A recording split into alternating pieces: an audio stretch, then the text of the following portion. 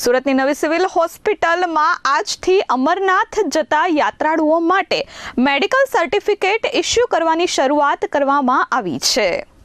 પવિત્ર અમરનાથની યાત્રાએ જવા ઈચ્છતા શ્રદ્ધાળુઓ માટે જરૂરી હેલ્થ સર્ટિફિકેટ માટે નવી સિવિલ હોસ્પિટલ ખાતે આજથી એટલે કે સોમવારથી જૂની મેડિકલ કોલેજ બિલ્ડિંગની સામે મેડિકલ સર્ટિફિકેટ આપવાની કામગીરી શરૂ કરવામાં આવી છે।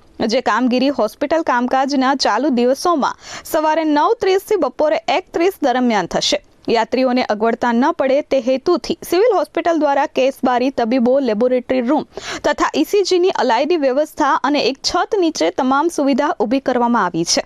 અમરનાથ યાત્રાએ જનારા યાત્રાળુએ 4 પાસપોર્ટ સાઇઝ ફોટા, ID પ્રૂફ, આધાર કાર્ડ, વોટિંગ કાર્ડ પૈકી કોઈ પણ ઝેરોક્સ નકલ તેમજ અસલ કમ્પલસરી હેલ્થ સર્ટિફિકેટ ફોર્મ સાથે રૂબરૂમાં આવવાનું રહેશે। આજ રોજથી શ્રી અમરનાથ યાત્રા અંગેના ફિટનેસ કેમ્પની શરૂઆત કરવામાં આવી છે।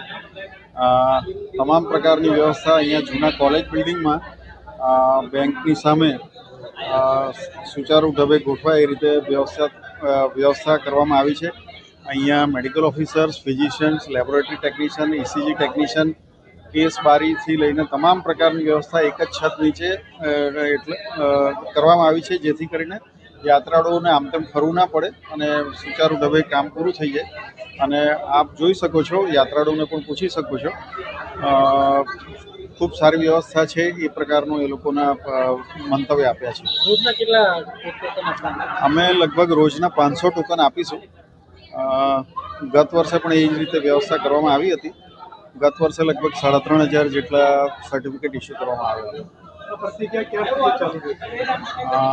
જ્યાં સુધી યાત્રાળુઓ આવશે ત્યાં સુધી ચાલુ રાખવામાં આવશે અને 3 જુલાઈથી 28 ઓગસ્ટ સુધી આ યાત્રા છે, અમરનાથ યાત્રા। સરકાર તરફથી જે ગાઈડલાઈન એટલે શ્રાઇન બોર્ડ તરફથી જે માહિતી આપવામાં આવી છે તે સરકાર દ્વારા અમને પૂરી પાડવામાં આવી છે।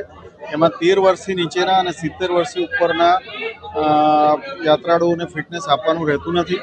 તદુપરાંત 6 વીકથી વધારે પ્રેગ્નન્સી હોય તેને પણ આપવાનું રહેતું નથી અને હાર્ટ ડિઝીઝ કે જે કંઈ હોય તો તે યોગ્ય રીતે તપાસ થયા પછી એનું કરવાનું રહેશે।